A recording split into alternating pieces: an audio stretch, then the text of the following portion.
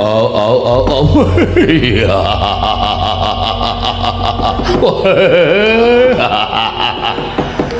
Maning Putra Banjar Jungut puntur sasana Cemadung dawuh.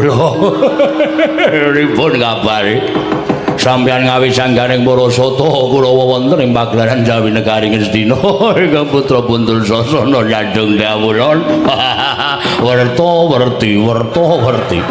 Manseng kunar metu nglatar numpak dukar kula Dursasana nungsung kabar. Manseng kuni werti medal Jawi numpak Pitmini kula Dursasana nungsung pawarti lho. Werta-werti man. Kang putra puntur sasana ngaturaken Herminakata. Herminakata iki tegese apa? Nun, Herminakata iki tegese apa? Her menika toya mina ulam kata galak.